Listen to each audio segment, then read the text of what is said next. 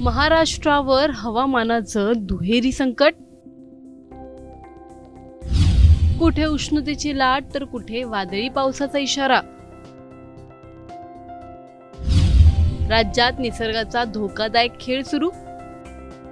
महाराष्ट्रात निसर्गाचा असा खेळ सुरू आहे ज्यामुळे हवामान खात्यालाही विशेष इशारा द्यावा लागला आहे. एका बाजूला काही जिल्ह्यांमध्ये सूर्य अक्षरशः आग ओकणार असल्याचा अंदाज आहे, तर दुसऱ्या बाजूला वादळी वाऱ्यासह मुसळधार पावसाचा इशारा देण्यात आला आहे.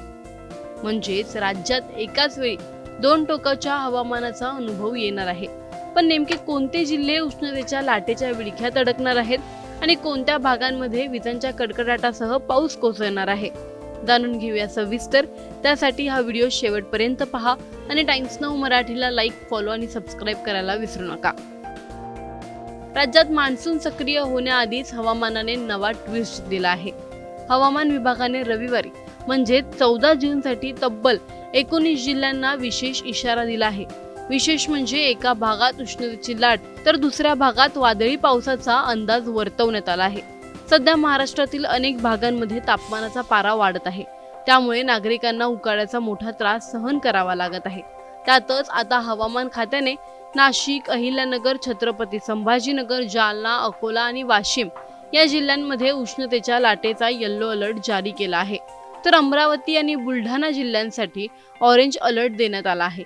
याचा अर्थ या भागांमध्ये तापमान आणखी वाढू शकतं आणि नागरिकांनी विशेष काळजी घेण्याची गरज आहे.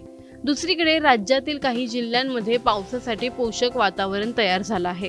हवामान विभागाच्या अंदाजानुसार रायगड, सोलापूर, नांदेड, लातूर, धाराशिव, भंडारा, चंद्रपूर, गडचिरोली, गोंदिया, नागपूर आणि वर्धा या जिल्ह्यांमध्ये विजांच्या कडकडाटासह पावसाचा येलो अलर्ट देण्यात आला आहे. तर यवतमाळ जिल्ह्यासाठी ऑरेंज अलर्ट जाहीर करण्यात आला आहे. हवामान विभागाने दिलेल्या माहितीनुसार दक्षिण कोकण आणि गोवा परिसरात काही ठिकाणी मेघगर्जनेसह हलका ते मध्यम स्वरूपाचा पाऊस पडू शकतो.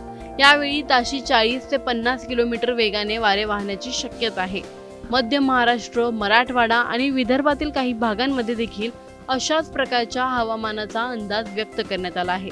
मुंबईकरांसाठी मात्र काहीसा दिलासादायक अंदाज आहे. मुंबई शहर आणि उपनगरांमध्ये आकाश अंशतः ढगाळ राहण्याची शक्यता असून कमाल तापमान 35 अंश सेल्सिअस तर किमान तापमान 30 अंश सेल्सिअसच्या आसपास राहू शकतं. मात्र उष्ण आणि दमट वातावरणामुळे नागरिकांना उकाड्याचा सामना करावा लागू शकतो. एकीकडे उष्णतेची लाट, दुसरीकडे विजांच्या कडकडाटासह पावसाचा इशारा आणि त्यासोबतच सोसाट्याचा वारा. त्यामुळे पुढील 24 तास महाराष्ट्रासाठी हवामानाच्या दृष्टीने अत्यंत महत्त्वाचे ठरणार आहेत. विशेषतः शेतकरी, प्रवासी आणि लहान मुलं तसेच ज्येष्ठ नागरिकांनी हवामानाचा अंदाज लक्षात घेऊनच बाहेर पडावं असं आवाहन करण्यात येत आहे. एका बाजूला उन्हाचा कहर आणि दुसऱ्या बाजूला वादळी पावसाचं संकट. निसर्गाचा हा दुहेरी इशारा नेमका कशाचा संकेत देतोय? हवामानातील हे टोकाचे बदल पुढील काही दिवसात आणखी गंभीर रूप धारण करणार आहेत का?